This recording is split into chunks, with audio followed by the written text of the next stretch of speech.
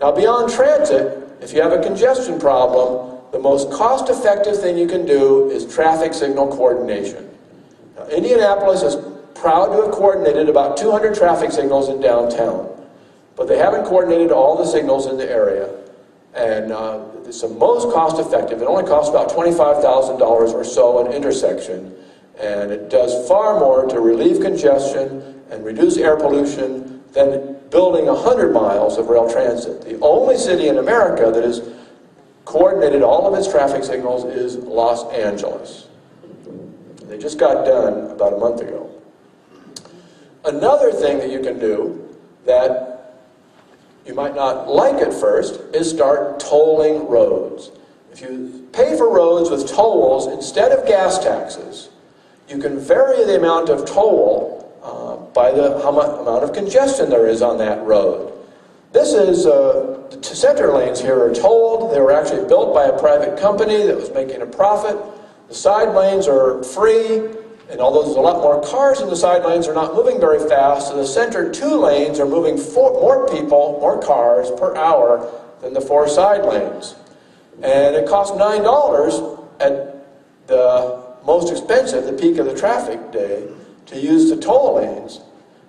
And people say, oh, then only rich people are going to use it. No, that's not true, because poor people have to get to work on time too. Poor people have to pick up their children at daycare. In California, if you're 1 minute late picking up your children, you pay $5 per child per minute. So if you've got 2 children, it's cheaper to use the toll lanes than it is to be 1 minute late.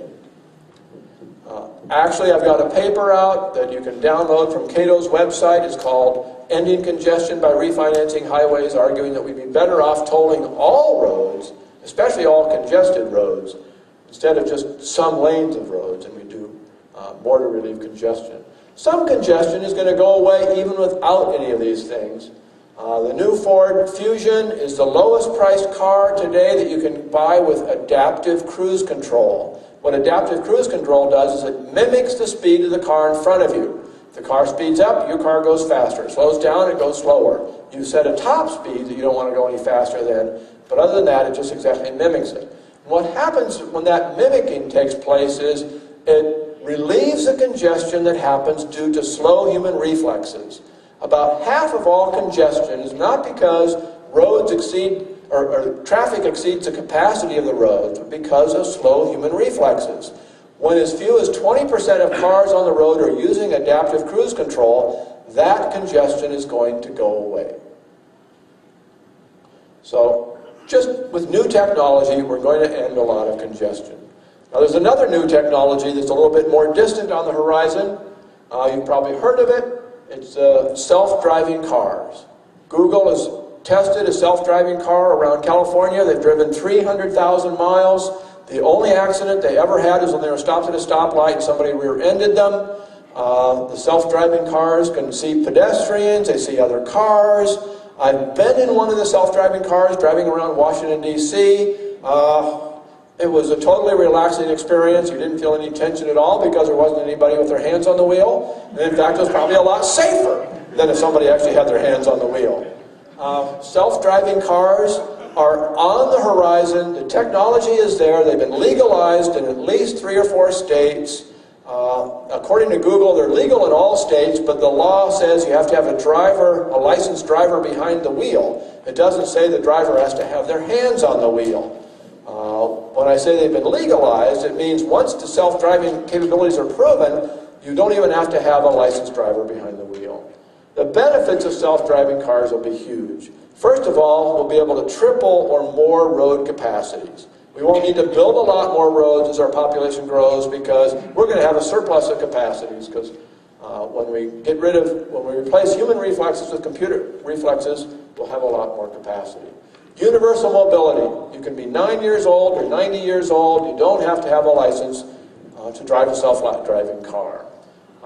Because of the end of congestion, there'll be faster speeds, and faster speeds means more economic benefits, a lot more safety, and it'll be greener because we won't have to spend a lot of money on safety equipment that we're now including in cars, making them heavier and more expensive.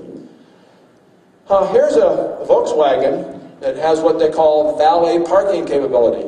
You drive to work or you drive to a hotel or restaurant and get out of your car and say, "Car, go park yourself." And it's got a database of all the available parking places, and it just drives around until it finds an available legal place, and then it'll park itself. Then when you're done with work or you're done eating dinner or whatever, you pull out your smartphone and you say, "Car, come." And it doesn't matter where it is, it'll come and start itself up and come and pick you up. Now, if you don't want it to park, you can say, "Car, go to the lube place and get your oil changed." Or you can say, "Car, go out and be a taxi for a while. Go pick up some people and collect some money, earn some money for me instead of paying for parking." Sebastian Thrun, who has led the Google effort to develop self-driving cars, says he estimates that car ownership will dramatically decline because a lot of people will just be using other people's vehicles that are shared. I'm not sure that's true. I think people have a lot of interest in having their own personal space. It has their personal music and their personal messes in the back seat. But there could be some of that going on. Now, they said I had 45 minutes. I've already taken 54 of them. But I do want to give a couple plugs. I brought a few copies of my book, Gridlock, Why We're Stuck in Traffic and What to Do About It. Discusses all of these issues in detail, except for the streetcars, which weren't a big issue when I wrote the book in 2010. You can go to Cato's website, cato.org, and download my papers, including papers on streetcars, but papers on a lot of other transportation issues. I've got a blog called The Anti-Planner. I'm the Anti-Planner, and if you Google Anti-Planner, I'm the first thing on the list. Or you can just go to ti.org for the Anti-Planner, cato.org. There's also a group called the American Dream Coalition. They have an annual conference. The next one will be in Washington, D.C. on October 27 to 29. And we'll be talking about these transportation issues and how we can convince Congress to stop funding these rail boondoggles all over the place. I hope a few people here will be interested in going to that conference. To find out about that, go to AmericanDreamCoalition.org. All right, well, I hope there's time for a couple questions.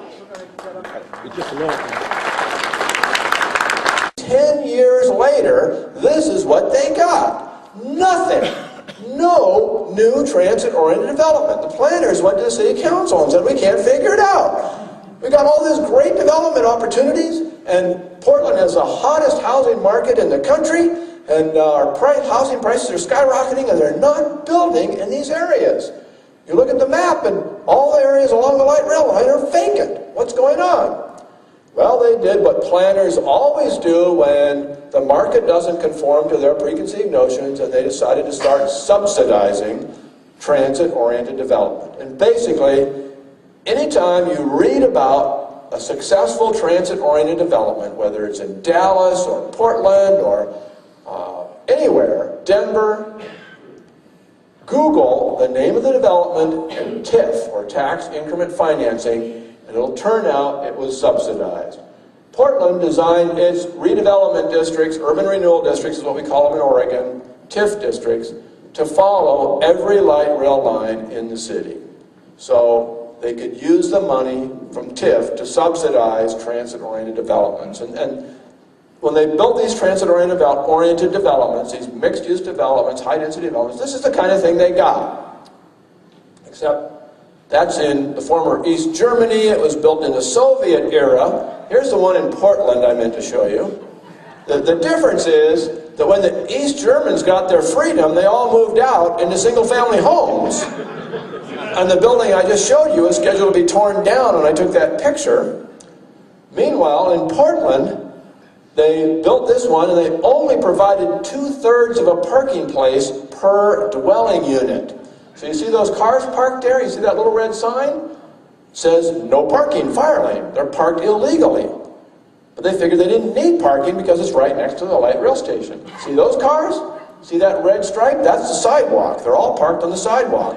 The managers of this development know that if they enforce the parking rules, people will move out. So they call it a transit-oriented development, but people standing outside and watch people go to work, there's a group called the Cascade Policy Institute, which is Oregon's free market think tank, and they've stood outside this development and other transit-oriented developments and seen how people get to work. And they find that it's about the same number ride transit as any other development. the fact that it's light rail or transit-oriented doesn't make any difference. Here's a mixed-use development, 4-story building. The 3 stories upstairs are apartments. The lower floor is supposed to be shops. I'm standing at the light rail station. Every single shop has an identical sign in the window because they didn't provide any parking for the retail. There's not enough people living upstairs or driving into the light rail station. There's a big parking area, but it's exclusively for the park and ride light rail customers. There's no parking for the shops, so there's no shops there. Now, I don't want to say that light rail is bad for business. There are some businesses that thrive on Portland's Max light rail line. They just aren't the kind of businesses you necessarily want to have in your neighborhood. In fact, the Portland Oregonian, has documented that every time you open a new light rail line, you have a gang war over who's going to get control of the drug traffic on that line. And the police know that every time a light rail station opens, there's going to be an increase in property crime. One suburban mayor says that 80% of property crime happens in the 6% of area that's in his city, that's within a quarter mile of a light rail station. Now, Portland published this little report called Development-Oriented Transit to document that the streetcar led to a lot more transit-oriented development, or a lot more development. They routed the streetcar through a bunch of tax increment finance districts. This particular district in the lower right-hand corner is called the Pearl District. Within 2 blocks of, this Pearl District was originally a railroad yard. They used tax increment finance money to tear out all the structures that were there that were obsolete, put in new infrastructure, put in streets, put in water, put in sewage, put in parks, and they said, look, we built the streetcar and we got a Whole Foods. What they don't say is the city paid for a parking garage for the Whole Foods. So, they claim they got 50 projects worth $1.3 billion, $26 million a project, but to get that, they spent several $100 million in subsidies, in tax increment financing and other subsidies.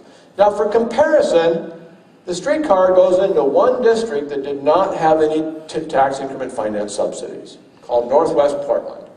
It's about the same area of land, about the same number of city blocks as in the Pearl District. And in this particular district, they recorded 7 projects worth a total of $17 million. Remember, the average project in the other district was $26 million. $2.5 million a project. Here's one of the projects they counted. It was a private gym that opened and went bankrupt in 5 years. So the streetcar did not stimulate development. It was the tax increment finance subsidy. So that's another hidden cost. They build rail transit, then they're going to want to spend more tax money building and subsidizing development along the way. And here's a curious thing. They built the streetcar and they subsidized a lot of housing downtown, and guess what? The people who live in that downtown housing don't take the streetcar because it only goes 6 miles an hour. Instead, they walk or bicycle. And so what happened is the number of people commuting to downtown by transit has actually declined. The number of people walking or bicycling has gone way up, and most of that has come out of transit. And the people who bicycle don't like the transit because the grooves in the rails are very dangerous.